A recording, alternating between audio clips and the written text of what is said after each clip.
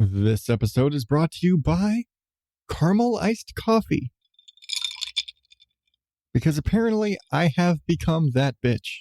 Beginning ODO podcast in 5, 4, 3, 2, 1.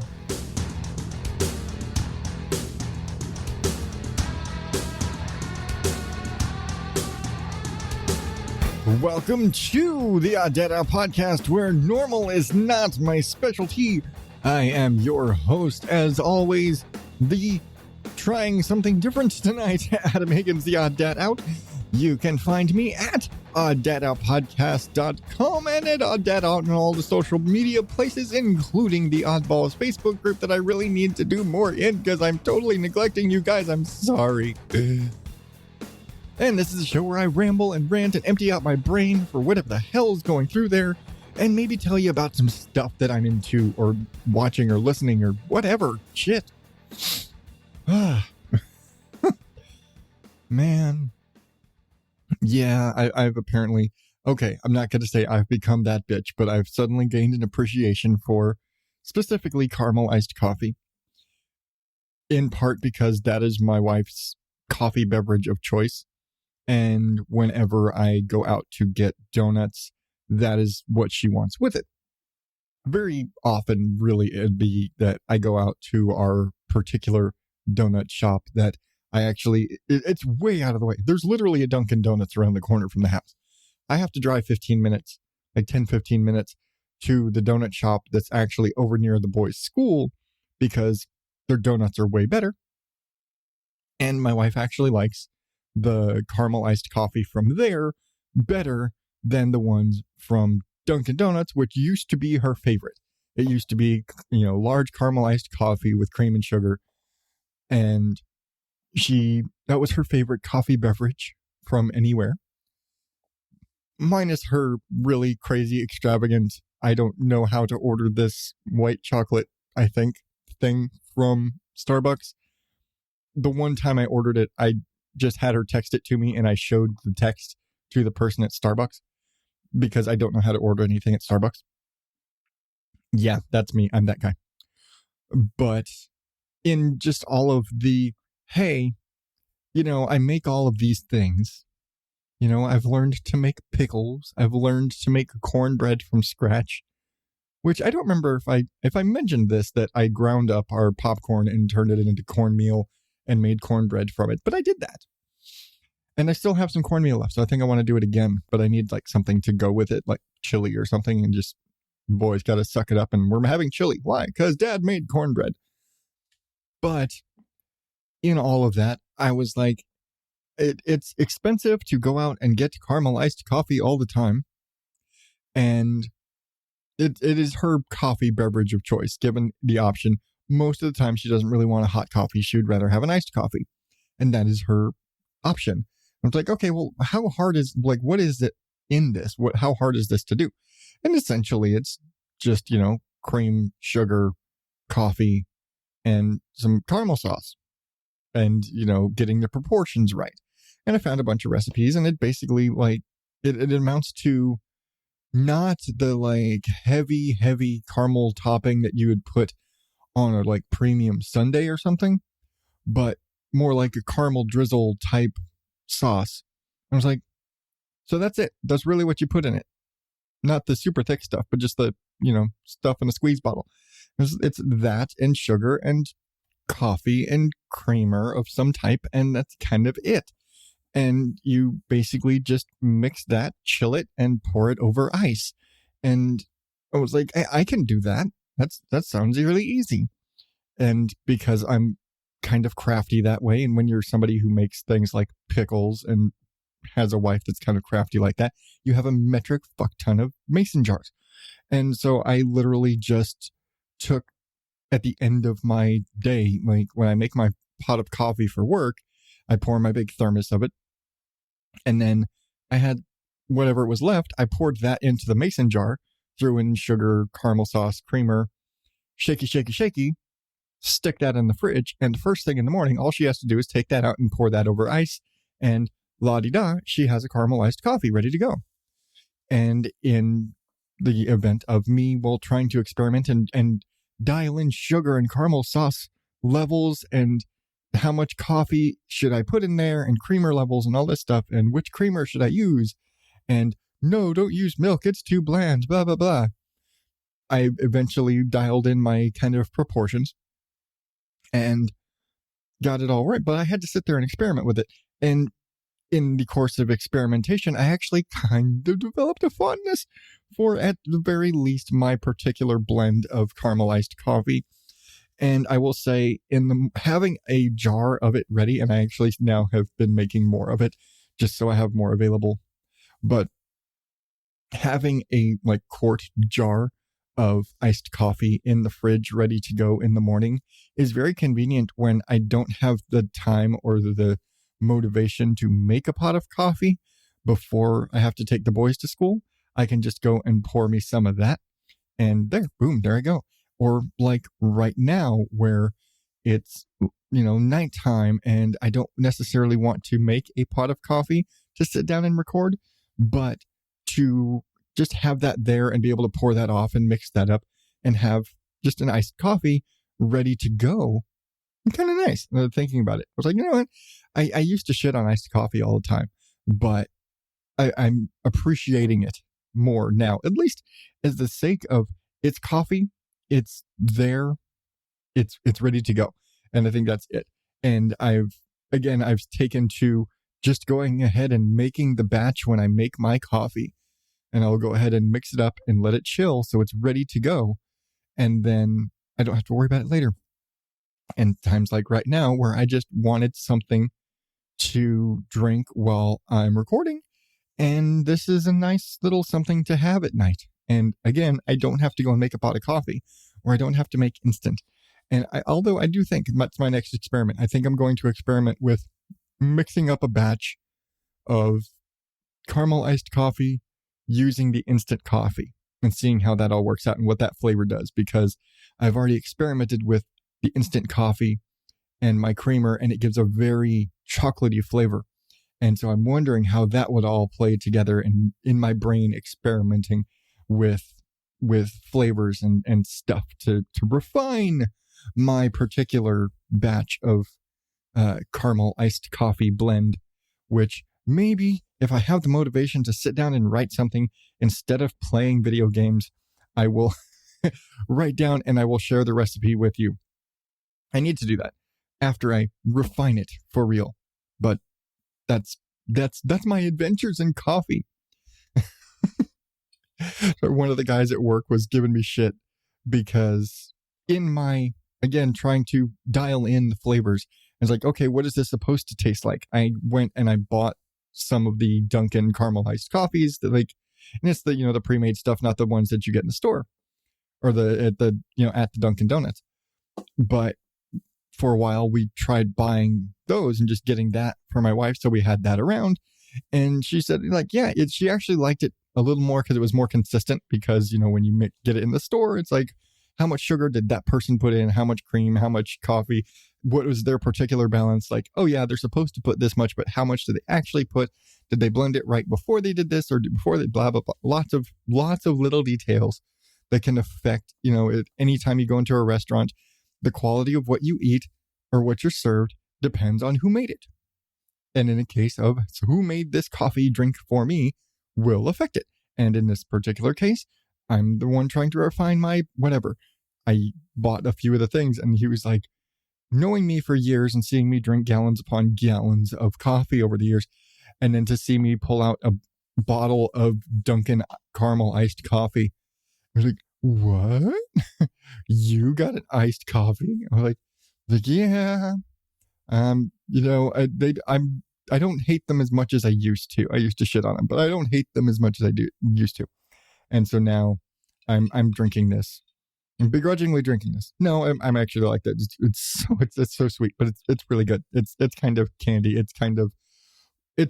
I think this particular batch I made a little too sweet, but meh, what's it gonna do? Rot out my teeth? Oh wait, I already did that. For those of you who weren't already aware, I wear dentures because I had sensitive teeth. Long story. Nevertheless, I don't have teeth. So Easy joke. Anyway, yeah, wow, I just spent the last 10 minutes talking about iced coffee. That's really sad, even for me. Jingle, jingle, jingle. And like a good hippie crafter person, I'm drinking it out of a mason jar. But how are you doing? Wow, I don't think I asked. I'm sorry. I just dove straight into iced coffee tales. Things have been crazy around here. When are they not, though? I told you last time, and I'm sorry, I like last week, I was just, so busy. I've been really busy. Not super busy with editing, but just like readjusting my body to school time schedule stuff and the getting up early stuff and having to balance that with my responsibilities for clients as an editor and getting the work done. But I'm fucking tired and not having the energy at night when I used to do a lot. Well, I mean, when I do all of my work as an editor, I do that later at night.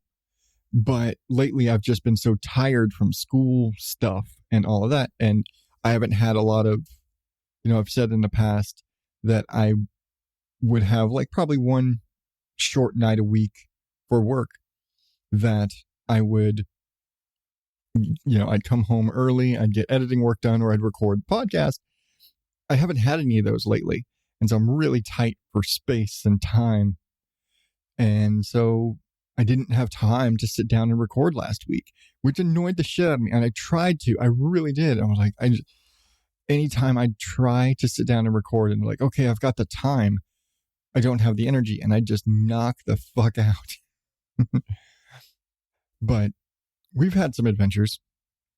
The boys are getting back to school. They're getting kind of settled back into things. And we had 2 birthdays in the meantime, because my oldest and youngest, their birthdays are only a week apart. And so they both have had birthdays. So my youngest just turned 6 and my oldest just turned 12 within the last week. And that's been crazy, especially because the night before his birthday, our youngest decided he wanted to knock out 2 of his teeth. It's like, remember, it's about a year and a half ago when monster number 2 was actually Valentine's Day of 2020, right before the world ended. My wife and I had left the boys with my sister so we could go have a nice Valentine's date out. And just after we finished eating, we get a call that he had been riding a scooter around in her kid's playroom and face planted into a table and knocked out one of his teeth.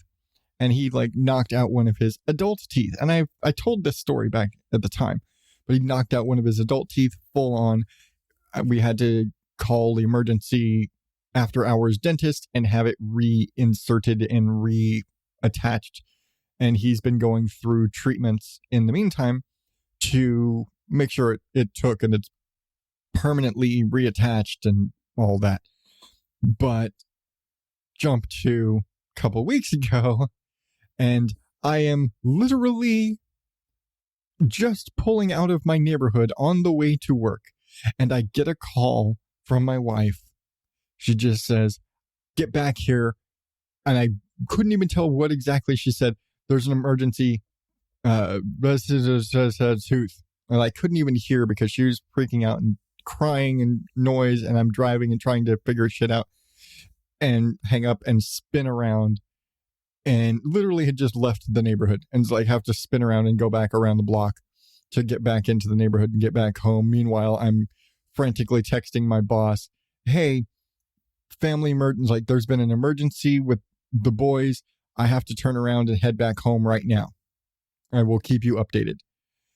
Get home, and it turns out that our little one, after just getting home from karate class, he was trying to untie his belt, and I guess it was tied really tight. I guess it had come undone during class, and the instructor had tied it back up really tight, and he couldn't get it undone, and he was trying and trying and trying, and in trying to undo it, he yanked on it, popped his fist up, punched himself in the mouth, and knocked out 2 of his baby teeth, like front, bottom, center.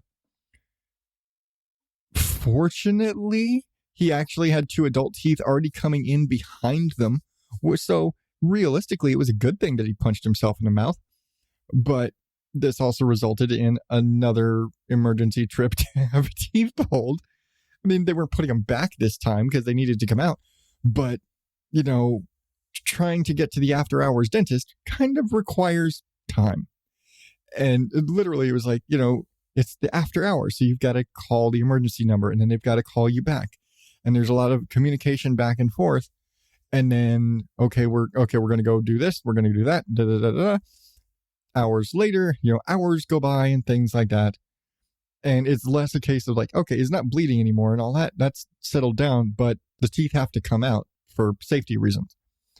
And really, it came down to he could swallow them, and they were loose enough to the point where he could swallow them and choke on them in his sleep, kind of thing. So they got to take his teeth out, and I probably could have done it, but the boys are kind of iffy about me taking their teeth out because they get scared about their teeth coming out. I don't know why. When I was a kid, I pulled my own teeth out all the time. My dad did it with pliers until I got to a point where, my dad would pull my teeth with needle nose pliers. But until I got to a point where I could just do it myself, which is probably when I was like 9 or 10, I started just pulling my own teeth out when they were ready. I never had the dentist do it until I became an adult and was having them removed for the sake of getting dentures and things like that. But yeah, they get a little skittish. But, we got to go get them taken out. Like I said, he had 2 adult teeth coming in anyway, so it really wasn't a big deal as far as those 2 teeth coming out. Again, it was probably a good thing that he punched himself in the mouth, but it was just kind of funny because my wife, after all of the panic and chaos settles down, and she's like, who needs bullies when you just knock your own teeth out? Because this is the kind of humor we have in our house. It sucked kind of for him though, because the next day was his birthday.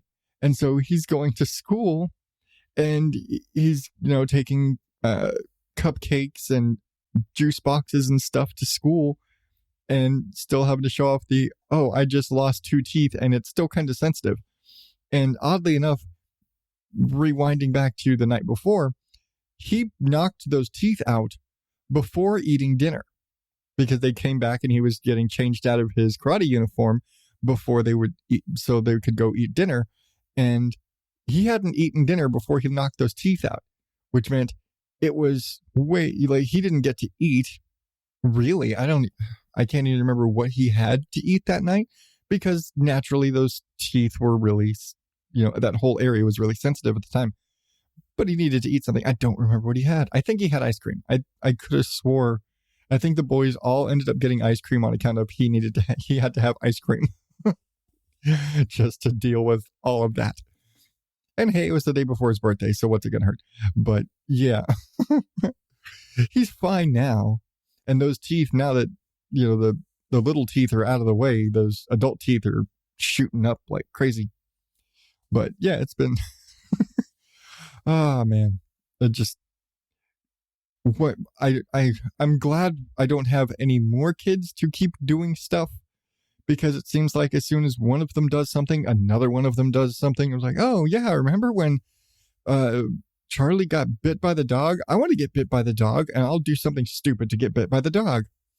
Like, oh, remember when Damien knocked his teeth out? I'm going to knock my teeth out. I'm like, stop copying your brothers. Jesus. just stop it. Can't you copy your brothers in, like, good behavior, cleaning your room, getting good grades? Can't you copy that?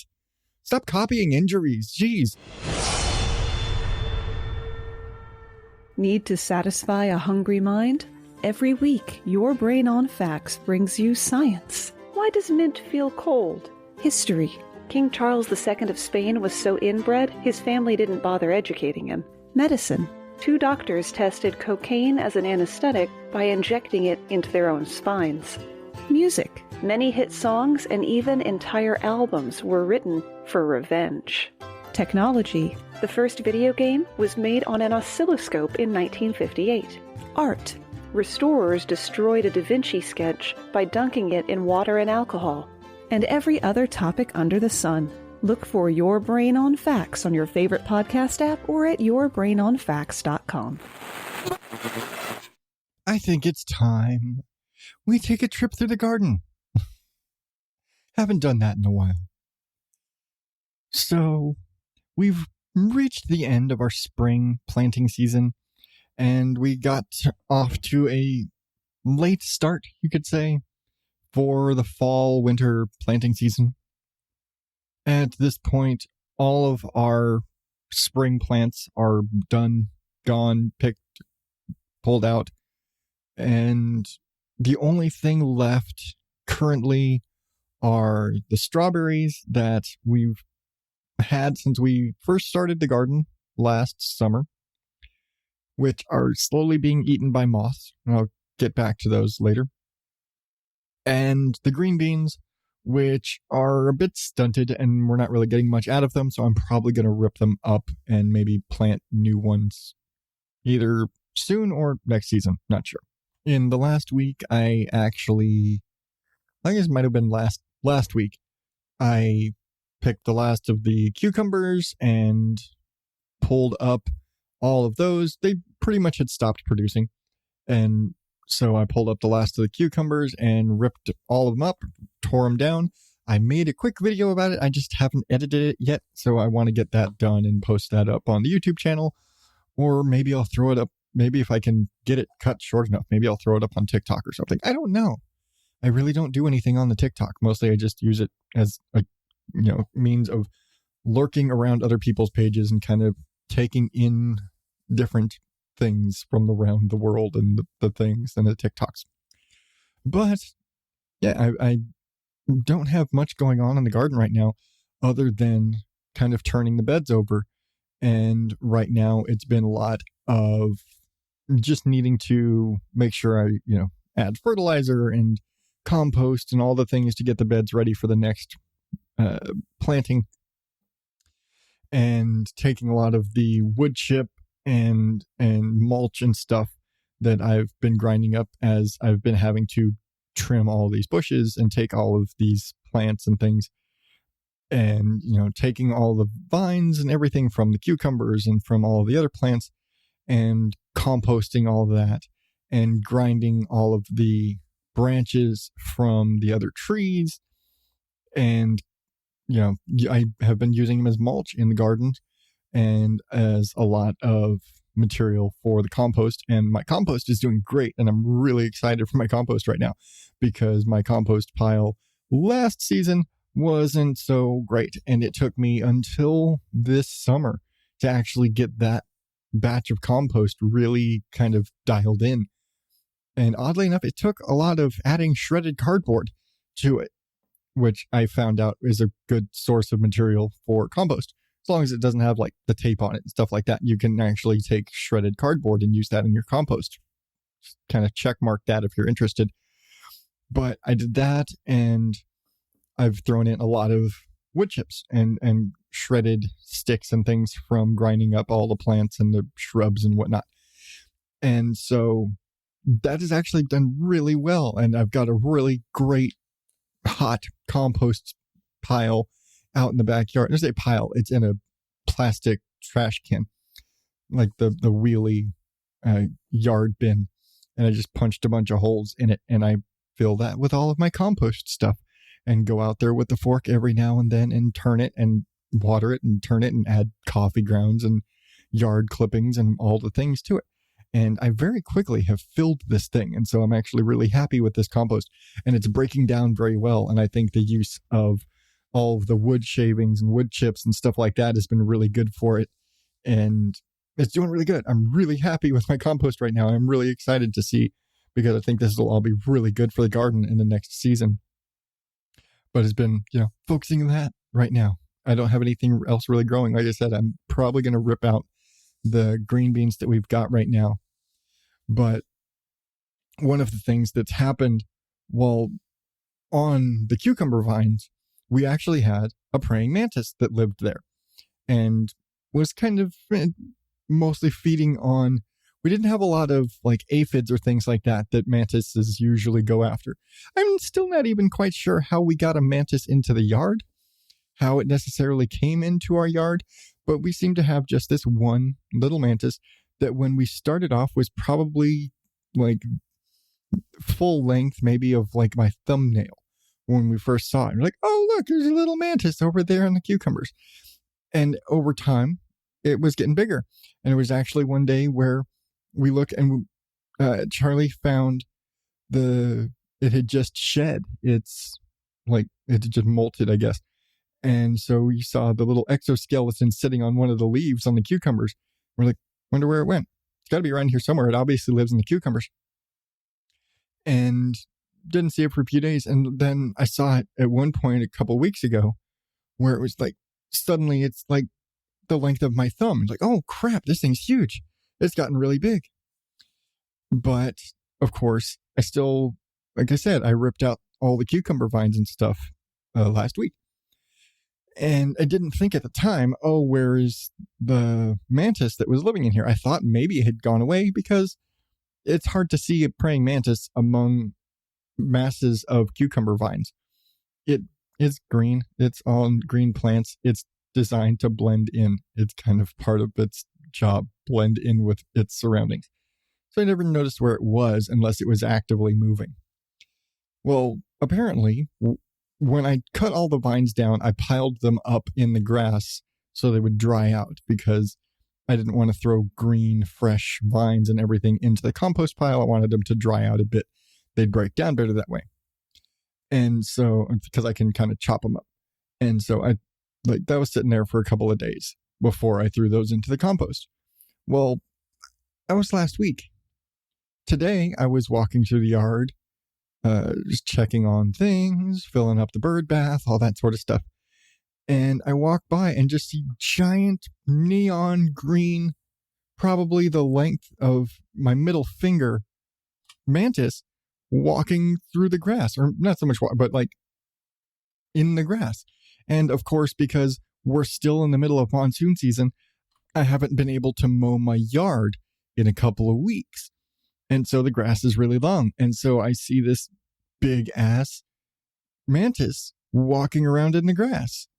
And I'm like, oh shit. And of course, first things first, I got to take a picture of it because, oh wow, it's over there in nature. And I like taking pictures. I just don't like taking pictures of myself, but I like taking pictures of nature things. Anyway, I go over and try and take a picture of it. And of course, because I'm outside, if I'm outside, Mystic is outside. She just follows me everywhere. That's what she does.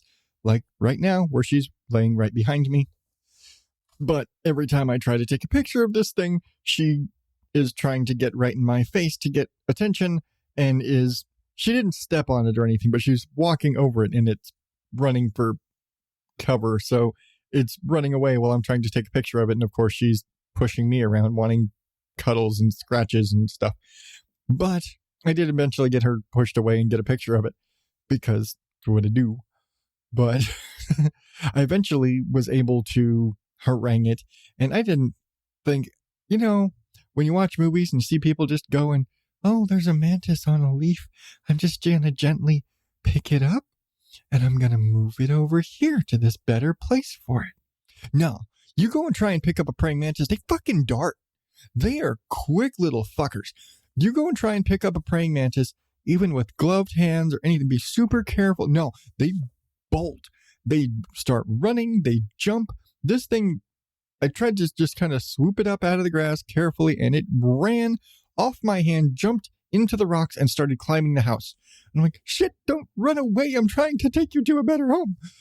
Eventually, I managed to kind of get it positioned. I grabbed my little shovel and kind of got it finagled onto the shovel, and it started working its way up the handle. So I'm like, shit, run, and scurried it over and put it in the strawberries because that's the only real plant I have left.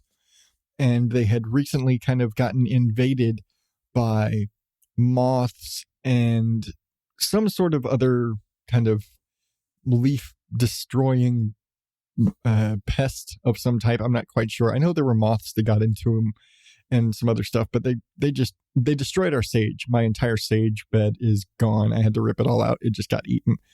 And that's a, venture for another day. I'll have to work on that. I think I'm going to replace that whole bed with flowers anyway. Rihanna wants roses, so we might do that. But the strawberries got hit pretty bad once I pulled the sage out. Those, whatever the hell they are, jumped over and got into and did some damage on the strawberries. And so the strawberries are looking pretty rough. So I took the mantis over there so that maybe whatever is over there in the strawberries can fatten up this mantis some. And depending on if we ever get any other mantises to come into the yard, however that one got in there, we can maybe get some little mantis babies to spread out in the yard and take care of any other pests that we might have. I don't know. But I will say that when I went back to check on it this afternoon, I did see it snatch up a fly. So that was good. And I was actually trying to take a picture of another lizard that was on the wall back behind that particular barrel. And then I just see a quick flash out of the corner of my eye. I'm like, oh, the mantis, it must still be in the plant. And I kind of look over and I see hanging upside down on one of the strawberry stems is the mantis with a fly in its pinchers, well, I guess hands, whatever, holding onto a fly, just munching on a fly. I'm like, hey, you know what? That's good too, because the flies are a pain in the ass in the summer. You do you, boo. It's still living there in the strawberries and doing its thing and munching on flies and hopefully moths and whatever else it can find in there, keeping the strawberries safe. So you go, mantis. But that's kind of it. As far as what's going on in the garden right now, that's kind of it. I'm turning beds. I'm flipping everything. I'm fertilizing. I'm building up that compost, and I'm planning on putting in flowers. We're going to put in some more flowers this time. I need to restart our herbs, really kind of get herbs going again. I think that's kind of the big thing, is I need to find some time in the next weekend or so where I am able to take a trip to like Home Depot or Lowe's or a garden center nearby and get some flowers, because we need to put some flowers in to draw the bees and things. And maybe, I don't know if I'm going to plant sweet corn again. It may be a little too late. I do want to get pumpkins going. I really need to. It's really late. I'm already really late for pumpkins, but I want to get some more pumpkins going. Maybe or maybe not do cucumbers, because we've done cucumbers twice and it produces so damn many cucumbers. And I need to make, I went and bought all the equipment for long storage pickles with all the canning materials in a pot and all of everything that I would need to do actual full blown canned pickles, because for long storage, because we'd go through so many cucumbers that we just could not keep up and eat them all. And they'd go bad before we could ever do anything with them or give them away or anything. So I'm probably going to be doing some long storage of cucumbers if we do grow them again. I've wanted to do peanuts. It's a little harder to come by plantable peanuts. Most of the time you find them, they're in the, roasted variety.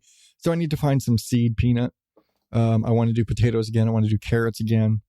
I was very happy with how those turned out last season. There's a lot of stuff that I want to take another shot at. And so, yeah, it's a lot of those things, and putting some flowers back there, adding some more color to the garden.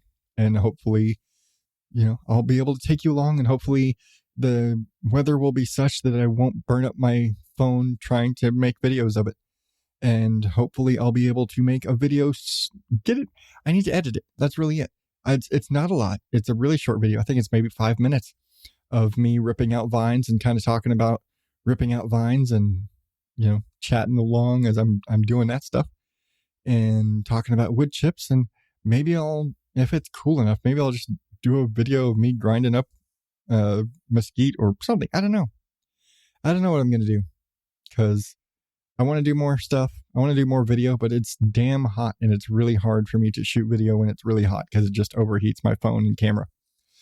But I don't know. We'll see what I can do. Man, I'm getting tired. Are you getting tired? I feel like I've been talking a lot longer than I have, And this isn't really one of those days where I like sat there and botched the opening 50 times and I've been sitting here for like 2 hours to only record 30 minutes. I really haven't done much, but I'm just tired. Maybe it's all the school and stuff, and I haven't even been playing that many video games lately because school and work and stuff. But man, I'm just tired. But you know what? Before I go, I want to do one more thing, something I haven't done in a long time, even though technically I just did it at the beginning of this episode. We're getting 2 recipes this episode. Granted, my caramelized coffee was kind of guidelines and not so much a recipe, but I'll just, real quick guideline recipe for my caramelized coffee. It is about a cup and a half of coffee, I recommend you do this with hot coffee, and I'll get to it in a minute. About a cup and a half of hot coffee, about sugar to taste. I go with about 2 tablespoons and about 2 to 3 tablespoons of a caramel sauce. I've got like a Ghirardelli caramel sauce thing. It's more of a caramel sauce topping, not like a fudge type material stuff, not something you'd use a spoon for, something you'd drizzle. So something like that. And then I use my International Delight sweet creamer, and it's about a quarter to a half a cup of that, basically filling the rest of a pint mason jar. And shaky. But first things first, you mix all of the sweets. So the caramel sauce, the sugar, the coffee, you shake all that up to get that completely integrated and get the caramel sauce melted and integrated into the coffee first. And that's why you use hot coffee, so that it dissolves and integrates, so that it dissolves the sugars and everything. Then you add your creamer, shaky. Let sit to get to room temperature. Then chill it for however the hell long you feel like. Ready, stick it in the fridge until whenever you're going to get it. Pour over ice. Enjoy. There's my guidelines. And you can adjust your caramel flavoring and sugar to taste. I use the International Delight Sweet Cream because it adds some sweetness and a creamier, richer flavor, better than milk. You could just use cream or whatever sort of creamer you feel like, or none at all if you don't want cream in your caramelized coffee, if you're just like that, whatever. Again, pour over ice. Enjoy. But I did want to do one more recipe. Speaking of cream, I have for a while, and if again, for anybody who's a longtime listener, I do a lot of cooking. I prefer to make a lot of things from scratch. In the past, I have given my mac and cheese recipe out. This is what, if you really think about it, adult mac and cheese is really chicken Alfredo. Go with me on this. At least if you're doing a good mac and cheese, you have some sort of protein, whether you're having chicken nuggets with it, or like in my particular recipe where I add in sausage, like chunked up smoked sausage into the recipe, and actually cook that first and use the fat from that as the base for the cheese sauce, and it's super rich and delicious. Go back and try it.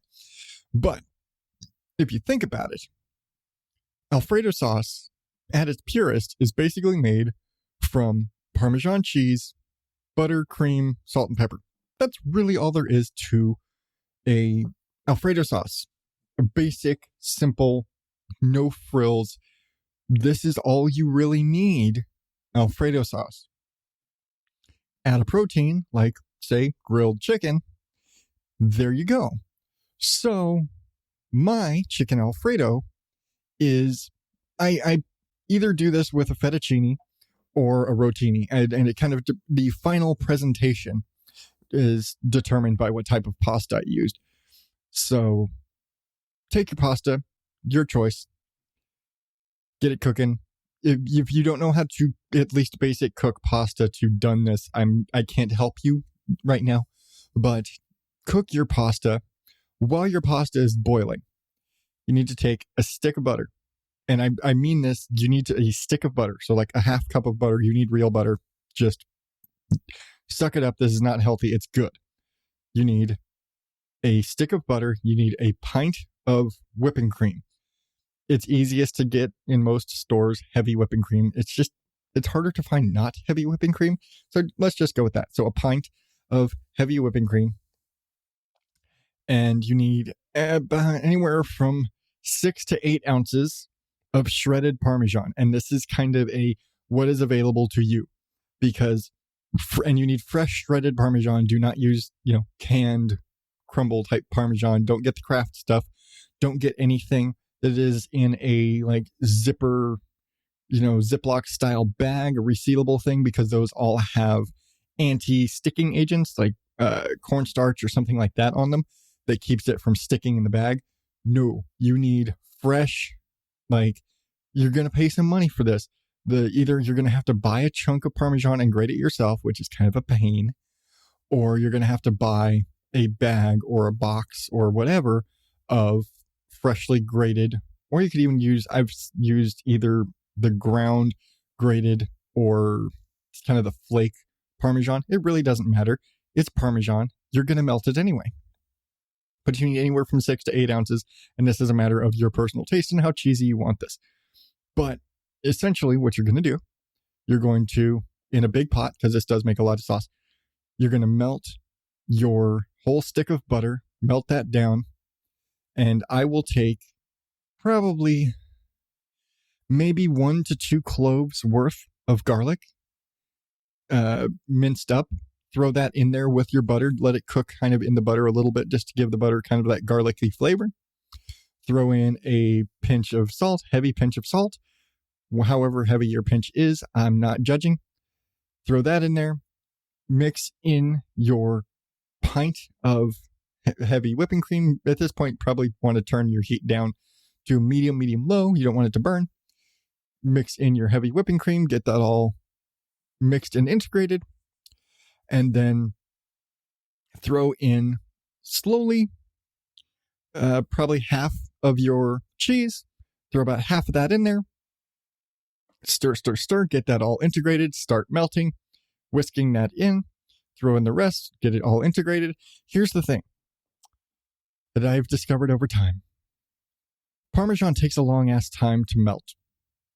It looks like it's melted, but if you start pulling your whisk out, you see it's really stringy. It takes a long ass time for Parmesan to melt. And so you just have to keep sitting there whisking it on low heat. Just turn it down to low heat and just whisk it and whisk it. You don't have to constantly whisk it, but give it a little time to melt.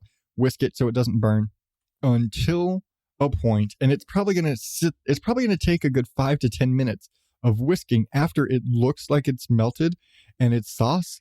If you're still pulling it up and the whisk is stringy, it's not ready.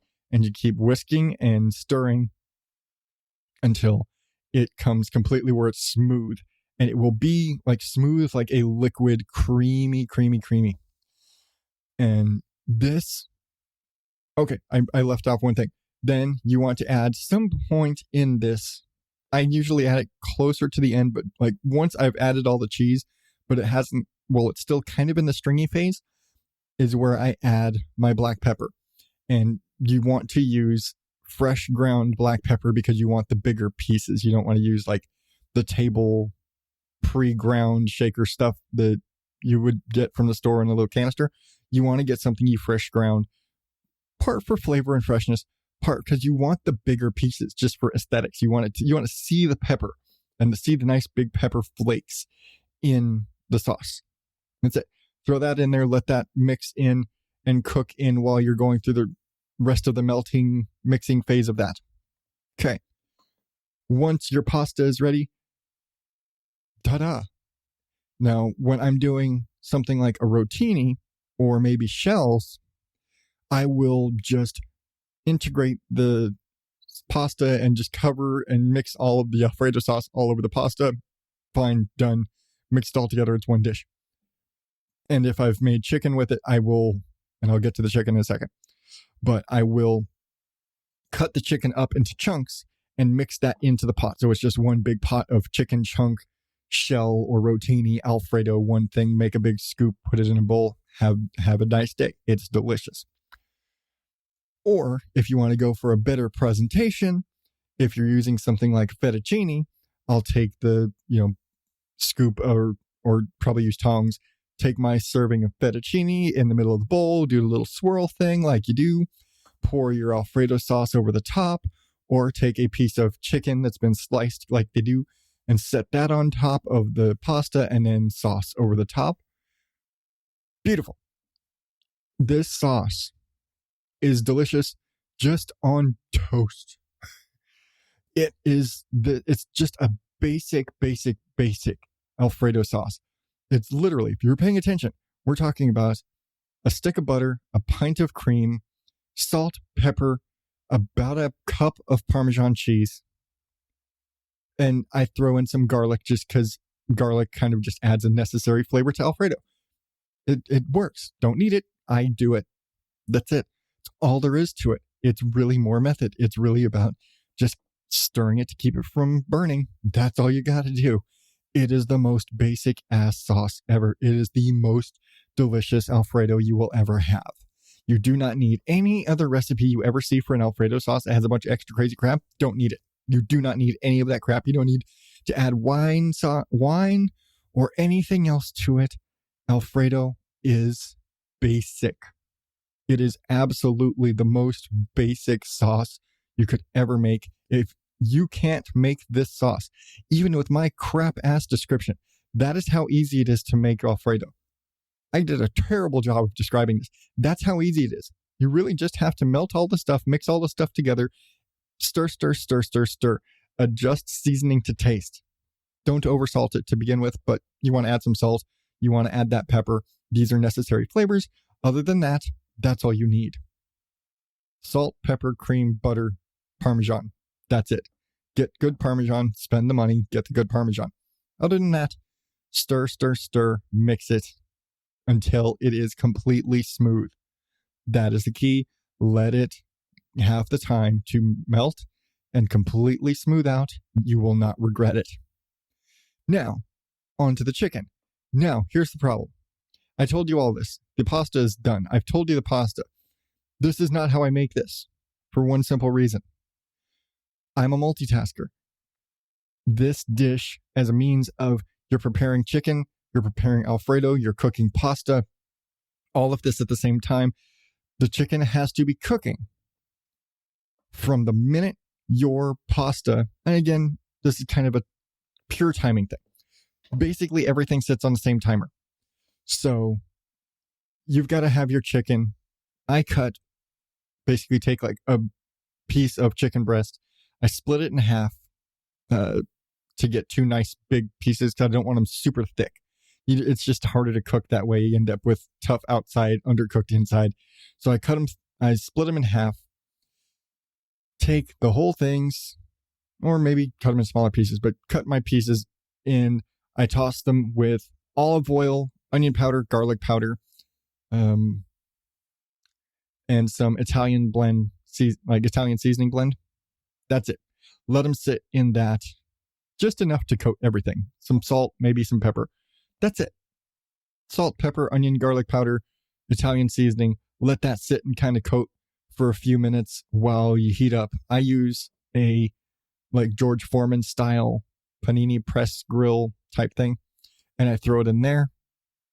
I always make sure that when I turn it, because I'm of the mind that it tells you it cooks on both sides, it doesn't really thoroughly cook. It doesn't cook evenly on both sides. So I still flip it after about 5 minutes.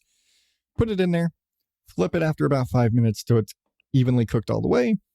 I throw it, and either I'm going to leave it intact so I can set it on top of a nice plate of fettuccine. At this, whichever point, I would have cut the pieces down to kind of portion size. If I'm going to cut it into chunks, like I said, for my rotini, then I don't care. I leave it in big pieces because I'm just going to cut it up afterwards. If I'm putting it on like a plate of fettuccine or something, I may actually go with a full chicken Parmesan with the coating and the frying, pan frying and all that. But that's a lot more work. I'm not doing that right now. Right now, we're going to go with a grilled option.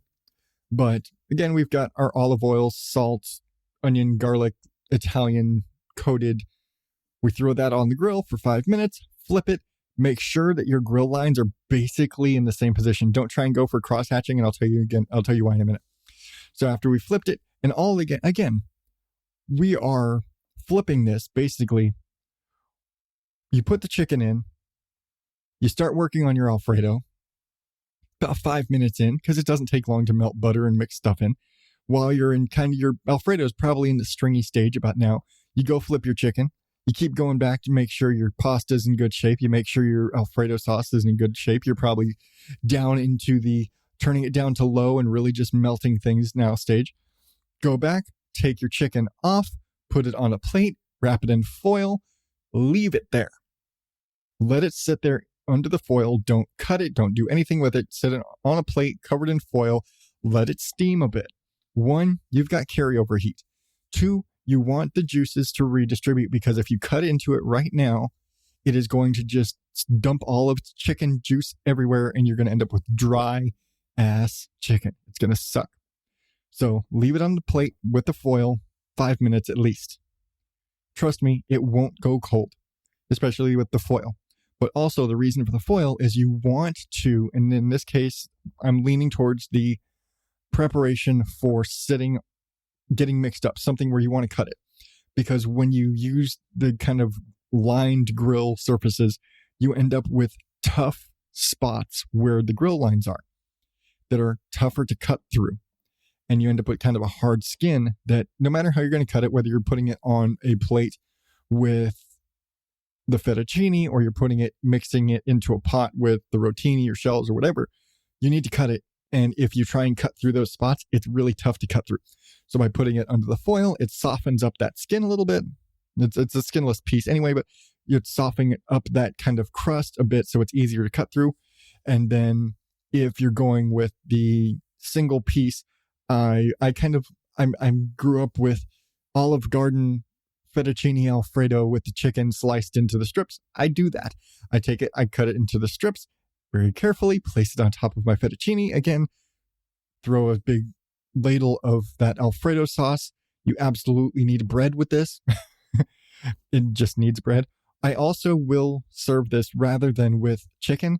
I will just use a sirloin steak, a well-broiled, like cooked in a cast iron skillet, sirloin steak with a garlic butter. Serve that with this Alfredo sauce. Oh, you'll thank me. If you can cook a steak and serve it with this Alfredo, you will thank me. Trust me. Just get a good steak. If you're going to spend the money to make this Alfredo sauce, spend the money to get a good steak. I'm just telling you. But yeah, let your chicken rest. Once you're about there, take it off, cut it however you're going to, whether you're going to do the strips for the Olive Garden presentation or you're going to chunk it up like I would for a kind of a kid's dish. You know, I'm not going to pull out all the stops and make this great presentation when I'm serving chicken Alfredo for the kids. I'm going to chunk up the chicken, throw it into the pot with all the Alfredo sauce, mix everything up so the chicken flavor and the chicken juices and the Alfredo, everything melds together and you get this really rich Alfredo chickeny Italian grilled chicken Alfredo rotini. It's delicious. Just mix it all together, let the flavors all kind of combine, let them sit there and marinate together for a second, dish that up. Your kids will appreciate it. It's way better chicken Alfredo than they'll ever be used to. It's really simple. It is really simple. If you think about it, I've probably got 5 or 6 real ingredients across the entire board. We're talking about onion and garlic, salt and pepper, butter, cream, cheese, and of course the chicken and the pasta. Really simple. We're talking basic stuff. Delicious. If you try and make this, if you need more detail to this, ask me. As I whack the mic, ask me and I will tell you. I will do my damnedest. If I get anybody asks me for more detail on this, I will try and write this down. I cannot guarantee I'm going to write this recipe in the show notes right now, but if you ask, I will. I really will, because hell, why not? But I'm just laziness. And apparently I have to write like the 5,000 word blog post about my grandma or something before I can put the recipe in it. I just got to make up some bullshit. I don't know. I don't have a sob story to go along with this recipe other than to say I half developed this recipe myself. Yeah, I pretty much developed this recipe for chicken Alfredo myself. It's just something I pulled out of my ass, having a basic understanding of what an Alfredo sauce is made of. That's it. Sorry. This is nothing fancy. I couldn't even say I ripped this off of somebody. if I stole this from somebody, they were lazy as shit to come up with this recipe because this is a lazy ass recipe. That's why it's so good. Just saying. Anyway, that's enough cooking lessons. I taught you how to make caramelized coffee and my guaranteed super simple chicken Alfredo. And we talked about the garden. Holy shit, this was a very productive episode. This is a very productive hour. This is the most productive I've been in a show in I don't know how long. Holy crap, I need to do more of this. And I just pulled these recipes out of my ass today. Thank you. Yeah. I wasn't planning on a cooking lesson today, but here we are. Wow. But that's going to do it for me for this week. Thank you to my awesome supporters and anybody out there listening. Thank you right now for being here and listening because you're awesome. You right now are pretty damn awesome. You can find me at Odd Dad Out on all the social medias, in the Oddballs Facebook group, and of course, you can subscribe to the show or follow on all of those places or buy merch or whatever, or buy me a coffee or join me on Patreon, which I keep saying I was going to get rid of. I just haven't done it, at oddadoutpodcast.com. And if you want to hire me as a podcast editor, go to oddballpodcasting.com. Yeah, I changed the name. Sue me. Don't sue me. I have nothing to take, really. But that's going to do it for me this week, Oddballs. So until next time, thank you and good night.